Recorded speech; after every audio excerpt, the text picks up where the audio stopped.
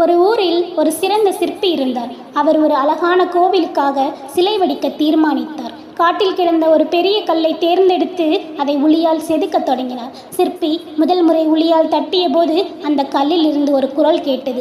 ஐயோ, வலிக்குது, என்னை செதுக்காதே, தயவு செய்து விட்டுவிடு என்று கல் கெஞ்சியது. சிற்பிக்கு அந்த கல்லின் மேல் பரிதாபம் ஏற்பட்டது. அதை அப்படியே விட்டுவிட்டு பக்கத்தில் இருந்த வேறொரு கல்லை தேர்ந்தெடுத்தார். இரண்டாவது கல்லையும் செதுக்கத் தொடங்கினார். இந்த கல்லுக்கும் வலித்தது, ஆனால் அது பொறுத்து கொண்டது. இந்த தற்காலிக வலியை தாங்கினால்தான் பின்னாளில் நான் ஒரு அழகிய சிலையாக மாற முடியும் என்று அது தனக்குள்ளே சொல்லிக் கொண்டது. சிற்பி விடாமல் செதுக்கி ஒரு அழகான தெய்வச் சிலையை உருவாக்கினார். கோவில் கட்டி முடிக்கப்பட்டது. சிற்பி செதுக்கிய அழகான சிலை கருவறையில் வைக்கப்பட்டு ஊர் மக்களால் பூஜிக்கப்பட்டது.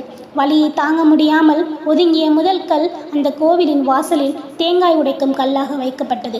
ஆம் நண்பர்களே, வாழ்க்கையில் வரும் கஷ்டங்கள் மற்றும் சவால்கள் அனைத்தும் நம்மை செதுக்கும் புள்ளிகள்.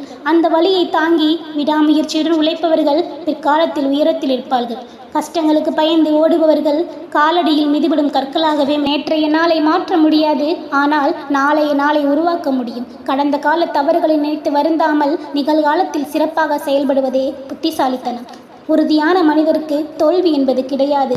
செல்லும் பாதையில் கற்றுக்கொள்ளும் பாடங்கள் மட்டுமே உள்ளன.